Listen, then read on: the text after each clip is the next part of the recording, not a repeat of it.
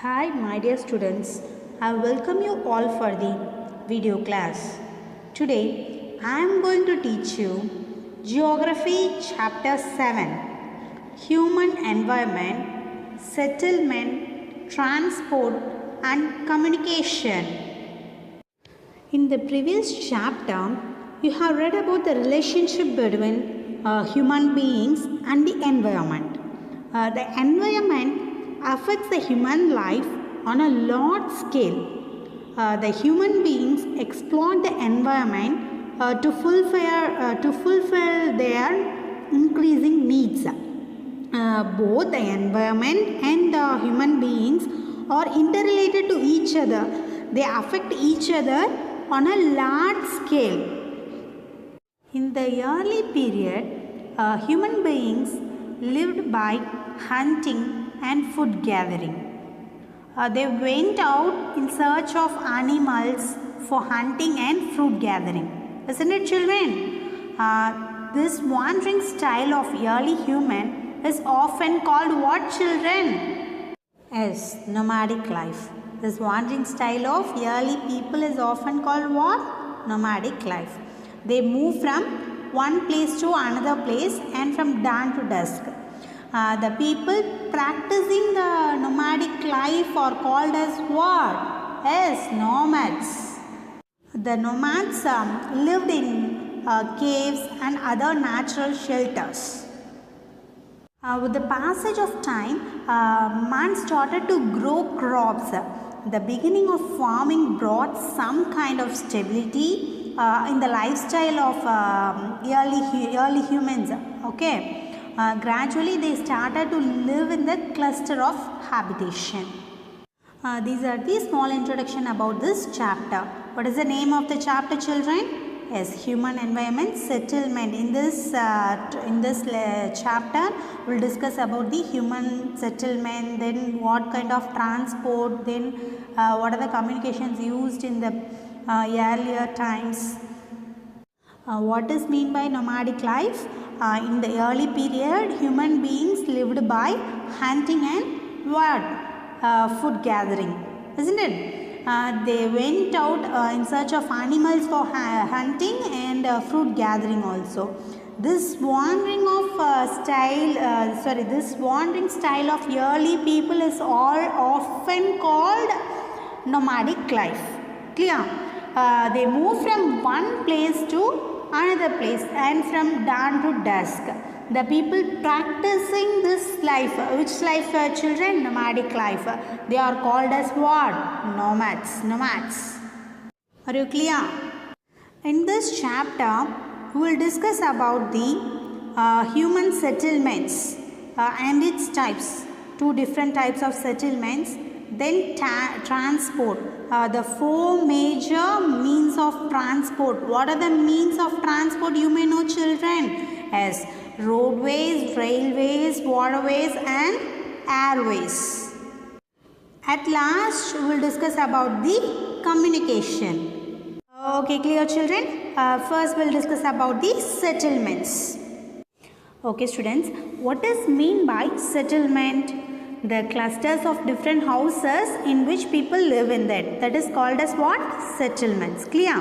The clusters of different houses in which people live are called as settlements. Clear? Settlements are the organized units of number of people who make a living out of their surrounding environment. Clear? We have two types of settlements. What are they? A settlement can be either temporary or permanent. Clear? Okay, children. What is mean by permanent and temporary settlements? Yes, temporary. In the name itself, you can have the answer. In a temporary settlement, people live for a short time. They move from one place to another place, especially in search of what? In search of food. In a temporary settlement, people live in a place for a short time. Clear? They move from one place to another place, especially for searching the food. Such type of settlements are found in the hot and cold deserts, then mountains, then valleys, and so many places. These are called as what type of settlements, children? As temporary settlements. People practicing the temporary settlements are involved in hunting, then food gathering, then shifting agriculture, and so on. Clear? While the permanent settlements, people build their permanent houses to live in that. That is called as what? Permanent settlements. The actual piece of ground on which the settlement is built is called the site of that settlement. What is meant by site of the settlement? The actual piece of ground on which the settlement is built is called as site of the settlement. Okay students, what are the requirements needed for the ideal site? Is availability of resources like fertile soil for agriculture, then grasslands, water, and even animals in the area which could be domesticated, isn't it? These are the basic requirements of the ideal site. Then location of settlement sites accessible by modes of transport, road, animal, river transport like boats or sea routes. Other factors which have played an important role in the emergence of permanent sites for settlements, including the ceremonial function, having religious importance, then distances involved from the main roads, activity sites, for example production of ceramics or tools, and so on. Students, now you may know what is meant by permanent and temporary settlements, isn't it? In a temporary settlements, people live for a short time, then they move from one place to another place, especially for what purpose? In search of food. Such type of settlements are found in which places? As hot and cold deserts, then mountains, then valleys, and so on. These are the some places, this type of settlements which is found in these places. Next, people practicing the temporary settlements, those people are involved in food gathering, then shifting agriculture, then hunting, and so on. Clear? Then permanent settlements, the actual piece of land or the actual piece of ground or land on which the settlement is built. That is called as the site of that settlement. Clear, students? Then we'll discuss about the two types of settlements. One is rural settlements, another one is urban settlements. A settlement may consist of few houses or a large number of houses. They may also belong to a village or city. That is no problem. The settlements belong to the village are called what settlement? Yes, rural settlements. While those who belongs to cities or towns are termed as what? Urban settlements. Now, do you know the difference between the urban and rural settlements? The settlements belong to village are called as rural settlements, while those who belong to the cities or towns are termed as urban settlements. Clear? In rural settlements, people are engaged in the primary activities like agriculture, mining, dairy farming, then animal rearing, fishing, and so on. While in the urban settlements, trade, transport, then industrial production, defense, administration, cultural recreation, and so on. These are the main activities performed by the urban people. These activities are also known as secondary and tertiary activities. Clear, children? Both rural and urban settlements are interdependent. Clear? Urban settlements depend on the rural settlements. For what purpose urban settlement depends on the rural? Yes, for vegetables, fruits, milk and other raw materials, whereas villages need education, entertainment, employment and so on. So, both the urban and rural settlements are interdependent. Clear? Okay children, now you may tell the differences between the rural settlements and urban settlements. First, rural settlements. They vary in size from the isolated dwellings to villages. Clear? The urban settlements, these can be large or small, but isolated dwellers are not a part of urban settlements. What is the first point, children? In rural settlements, they vary in size from the isolated dwellings to villages. But in urban settlements, these can be large or small, but isolated dwellers are not part of urban settlements. Then in the rural settlements, they are smaller in size comparing to the urban settlements. Why? Because urban settlements, they are much bigger in size. Next, the agricultural activities. In rural sectors, the rural settlements, they mainly indulge with the agriculture activities. In urban settlements, they are related to manufacturing and at the same time service sectors are the main activities performed in the urban areas. Are you understand, children? Once again, I will repeat. Rural and urban settlements. A settlement may consist of a few houses or a large number of houses. That doesn't matter. They may also belong to a village or city. That is also doesn't matter. The settlements belongs to the village that are called as rural settlements, while those who belongs to the cities or towns that are termed as urban settlements. Clear, children? In rural settlements, peoples are engaged with the activities. What are the activities? Primary activities. What are they? Like agriculture, mining, animal rearing, dairy farming, fishing and so on. Clear? While in the urban settlements, trade, transport, industrial production, defense, administration, cultural recreation and so on. These are the main activities performed by their people. Then these activities are also known as secondary and tertiary activities. Both the rural and urban settlements are interdependent to each other. Why? Because urban settlements, urban peoples depends on the rural settlements. Why? Urban settlements depends for vegetables, fruits, milk and other raw materials.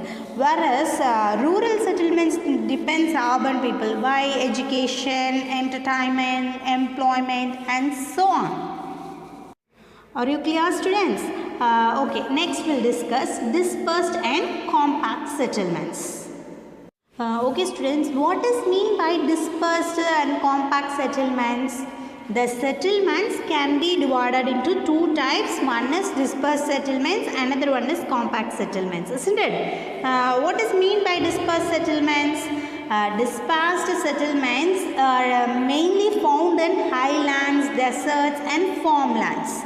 In this type of settlements, few houses may be spread over an area. This settlements deals with a very simple and quiet lifestyle. Once again, I will repeat, dispersed settlements. These settlements mainly found in highlands, deserts and farmlands. In this type of settlements, only few houses may be spread over an area.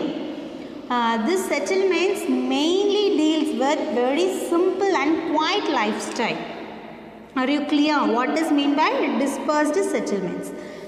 Okay, students. Then next we will discuss the compact or nucleated settlements. This type of settlements mainly found in urban areas and river valleys. Clear? In this type of settlements, the houses are built close to each other around a nucleus. Such type of settlements have great facilities like school, colleges, then markets, then temples and so on. Once again I'll repeat, compact or nucleated settlements. This type of settlements are mainly found in which areas? Yes, urban areas and river valleys. Clear? Then in this type of settlements, the houses are built very close to each other. Clear? Then give some example for this settlement, children. Yes, schools, colleges, markets, temples and so on. Children, now you know dispersed and compact settlements. So what is meant by dispersed settlements and where it is found? Yes, dispersed settlements are mainly found in highlands, deserts and farmlands. In this type of settlements, only few houses may be spread an area. Okay, this settlement deals with very simple and quiet lifestyle. Another one is compact or nucleated settlements. These type of settlements mainly found in urban areas and river valleys. Clear? Then these houses are very close. These houses are built very close to each other. For example, schools, colleges, markets, temples and so on. What we discussed so far, children? At first, what is mean by settlement? Then two types of settlements. One is temporary and permanent settlements. Then urban and rural settlements and dispersed and compact settlements. You cleared about that? We'll move on to next one. Next one is about transport. Okay, students. What is mean by transport? What it refers? Transport refers to the means by which people and goods move from one place to another. That is called as transport. Transport means what? People and goods move from one place to another. It plays an important role in the human societies. It is the most important significant factor in the advancement of civilization. Do you know that or not, children? From the early times, people exchanged the traded goods from various parts of the world, isn't it? To carry goods and goods or people from one place to another, the availability of transportation is very essential that time. In the early times, human partridge was used to carry goods and people. Gradually, it was replaced by use of animals like donkey, cattle, then yokes, then mules, then camels, elephants, and so on. These animals are used as a beast of burden. Then the animals are replaced by the steam and internal combustion engines. Despite the development of these newer and machinized forms of transport, older methods like what are the older methods you may know, children? Yes, like human portrayage and animals are still used in many parts of the world, especially where the geographical and economic conditions prohibit the use of machinized vehicles. For example, in tropical forest and high mountainous areas, and human and animal portrayage are still the only way of transferring goods and services. Like human portrayages, animal portrayages also is there. Do you know the children? Reindeers are used in Tundra region, then camel are used in deserts. Then elephants are used in dense tropical forest. Then donkeys and horses are in plain areas. Do you know that, children, these and all? Okay, this is not given in a book. Please make a note of it. With the passage of time, as the scientific and technological knowledge have progressed, then new modes of transport have been developed. Now we have the different means of transportation operating on the roads and in the air and on the ocean floors. The means of transport are categorized into four main ways. What are they, children? Roadways, then railways, then waterways, another one is airways. Okay students, first we will discuss roadways. Roads play a vital role in our life by providing the door-to-door services, isn't it? In roadways, roads are the important modes of transport over very short and somewhat long distances. Okay, students, what are the types of roads you may know? Yes, one is metal roads, another one is unmetal road, isn't it? Okay, define that metal and unmetal roads, children. Yes, the major highways joining important cities of the country, those roads are metalled, while few village roads are unmetalled or pathways. Clear?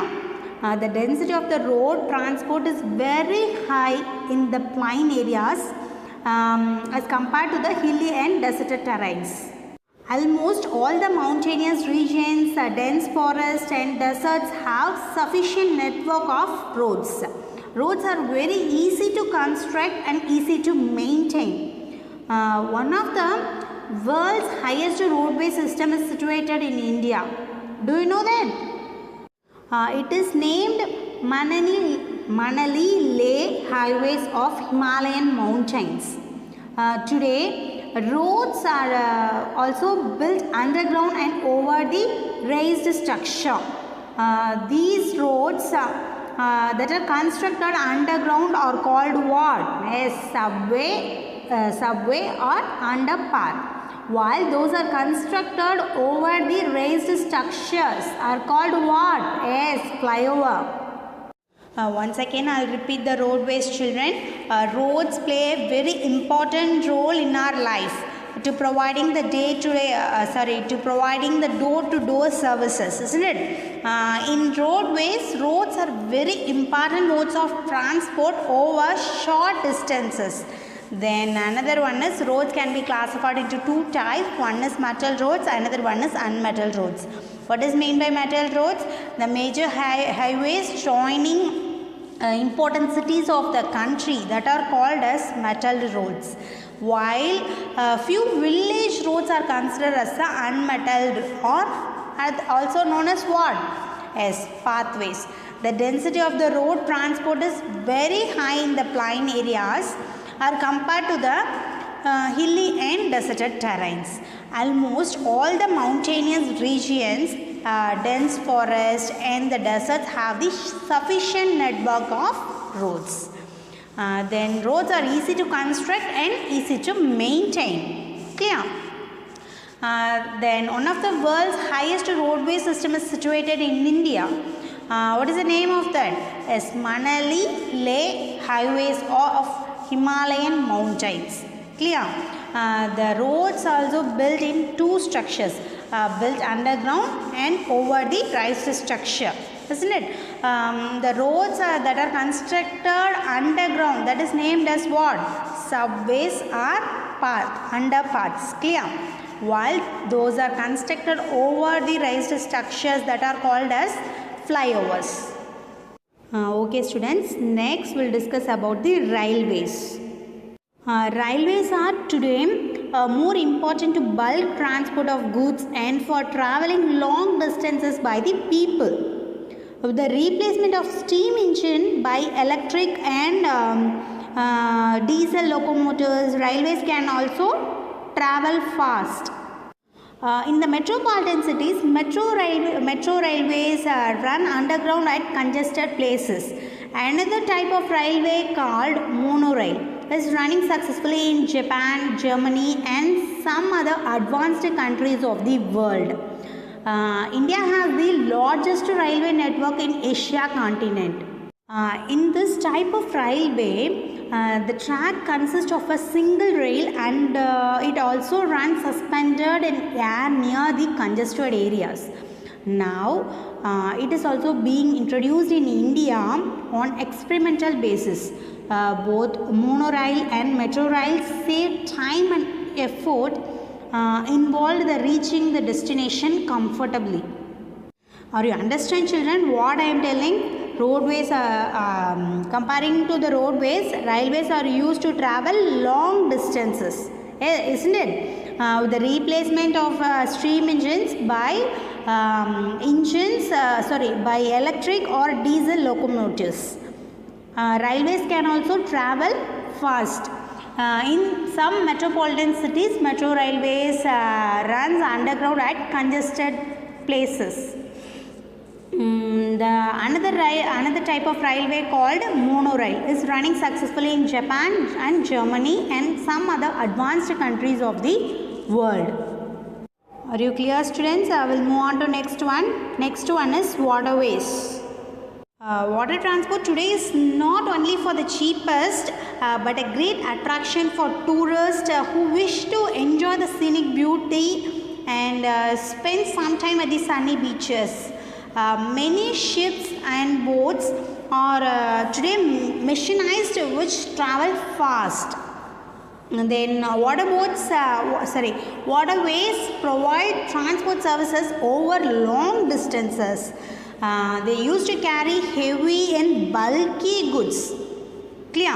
What is meant by waterways again? Water transport today is not only for the cheapest but a great attraction for tourists who wish to enjoy the scenic beauty and spend some time at the sunny beaches.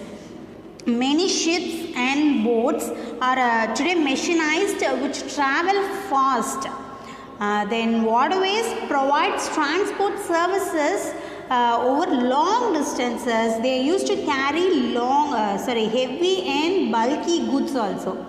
Then the waterways mainly classified into two types.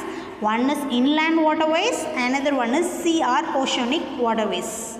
Again, once again, two types of waterways are what are they? Inland waterways are sea or oceanic routes are waterways. Clear? Okay students, first we'll discuss the inland waterways. What is mean by inland waterways?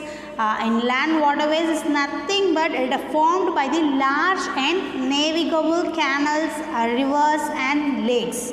That is called as inland waterways. Give some example for that. The Ganga Brahmaputra river in India, then river Nile in North Africa, the Great Lakes in North America, the river. These are some of the famous, busiest inland waterways of the world. Then second one, sea routes or oceanic routes. What does mean that? Sea and oceanic routes are very useful in international trade. Huge ships are used to carry goods and people from one continent to another continent. Clear? It is more economical. Then the sea and oceanic routes are connected with land through the ports. Now you may clear what is mean by waterways. Then what are the two types of waterways? Are you clear with that? Okay students, we'll move on to next one. Next one is airways. Airways are costly but the fastest means of transport. Clear? These are the costly. Why? Because high cost of their fuels. Then the airways are developed in the early 20th century. What are the main obstacles of air traffic, children? Yes, the bad weather conditions like fog, storms, then heavy rain. These are the main obstacles for air traffic. Because by use of air transport, people can reach to the remotest regions of the world. Then the various means of air transport, do you know that? Yes, helicopters, jet airplanes, then aeroplanes. These are the various means of air transport. Then air transport is extremely helpful in time of natural or man-made calamities. And at the time they provide food, then medicines, clothes and so on to the affected people. They provide these things to affected people. Then the air transport also help in rescue operations also. Then air transport, airways are connected to the countries or cities by air transports. Airways are connected to the countries or cities by airports. Okay, what are the airports you may know? Delhi, Mumbai, Singapore, Cairo, Cape Town, Durban, London, Rome, Paris, New York, Washington, Los Angeles. These are the some of the airports in different continents. Delhi in Asia continent, then Mumbai in Asia continent, Singapore in Asia, Cairo in Africa, Cape Town, Africa, Durban, Africa, London, Europe, Rome, Europe, then Paris, Europe, New York, North America, then Washington, North America, Los Angeles, North America, Sydney, Australia. These are the some of the airports in different continents. Clear?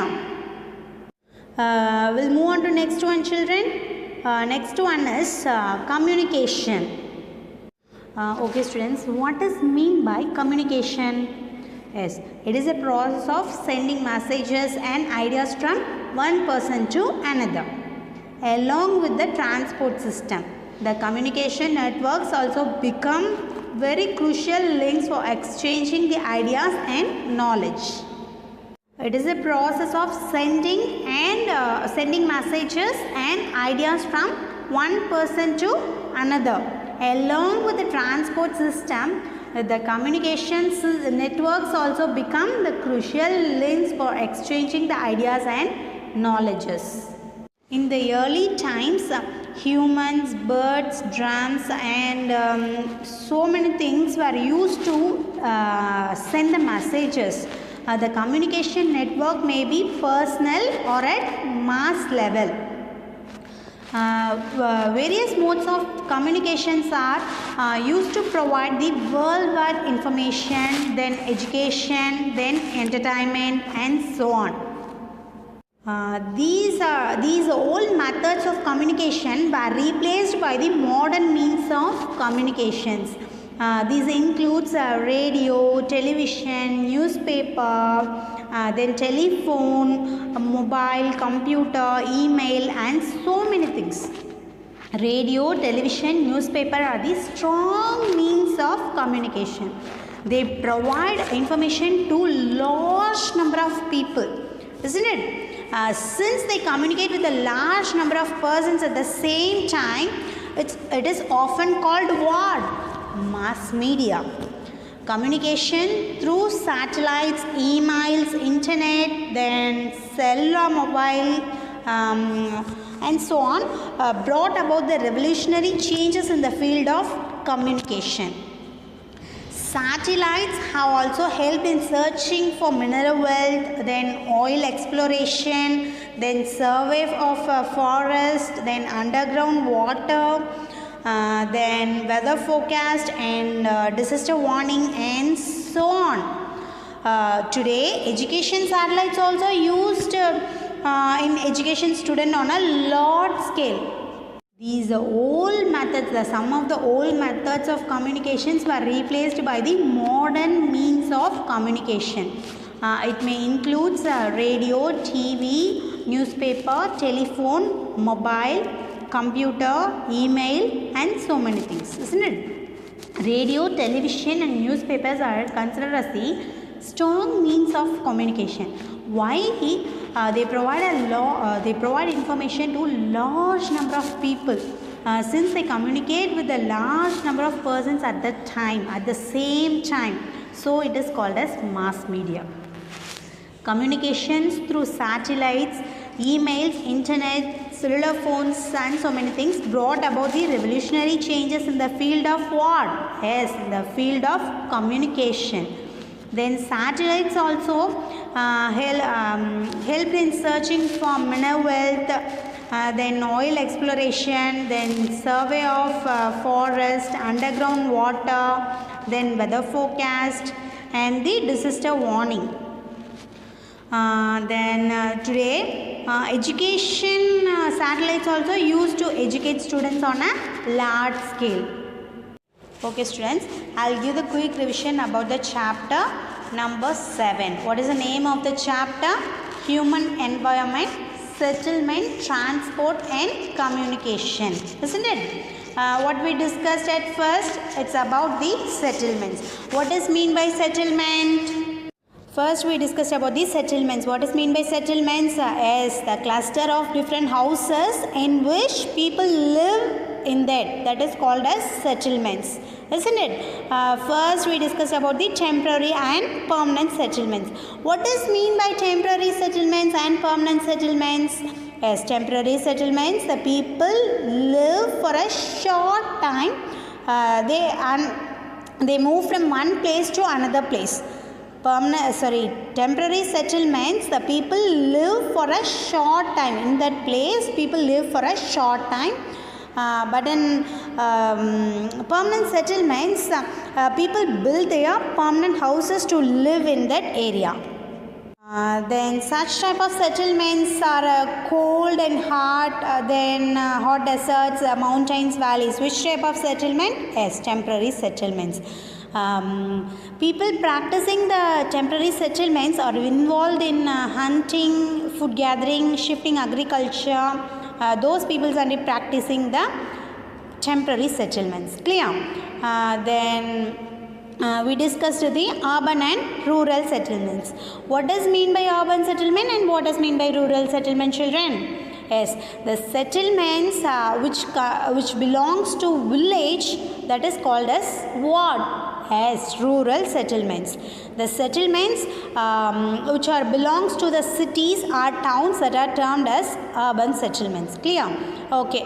What are the activities engaged in rural settlements?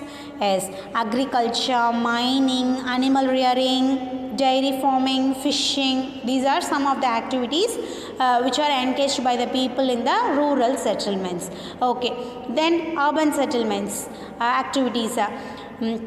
Trade, transport, industrial production, defense, then administration, cultural recreation and so on. These are the main activities performed by the urban people, that are the urban settlements.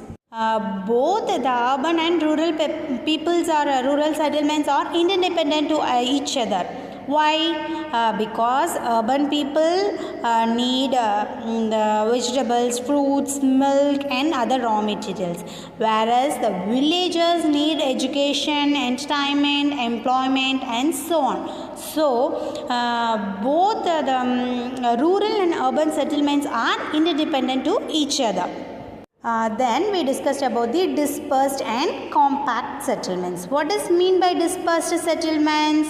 Yes, dispersed settlements are mainly found in the highlands, deserts and farmlands. In this type of settlements, a few houses may spread over an area. The settlements deals with very simple and quiet in lifestyle.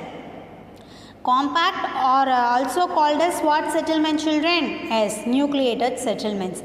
This type of settlements mainly found in which areas? Yes, urban areas and river valleys. Clear?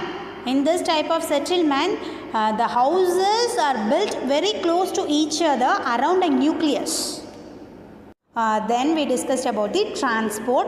What is mean by transport? It refers by which the people and goods move from one place to another place. That is called as what? Transport. At first, we use human portages used to carry the goods and people. Then gradually it was replaced by the use of what?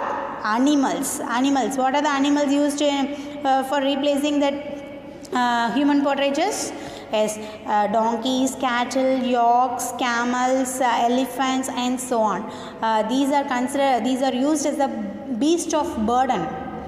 Then finally the animals were replaced by the steam and internal combustion engines.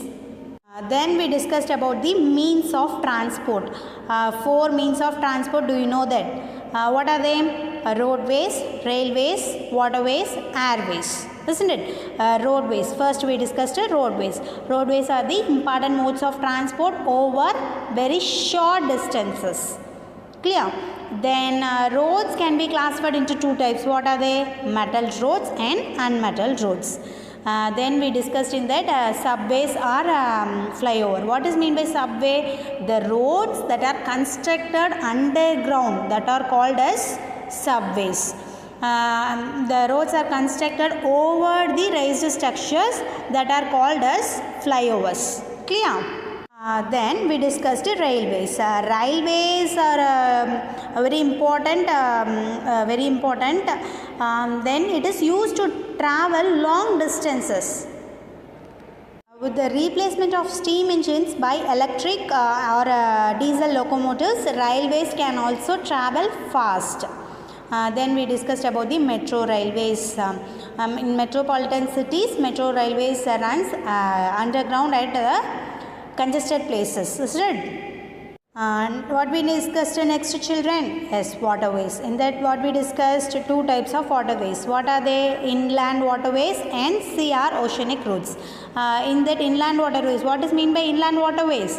Yes, the waterways formed by the large and navigable canals, rivers and lakes, that are called as inland waterways. Give some example for that. Yes, the Ganga Brahmaputra river in India, then river Nile in North Africa, and the Great Lakes in North America.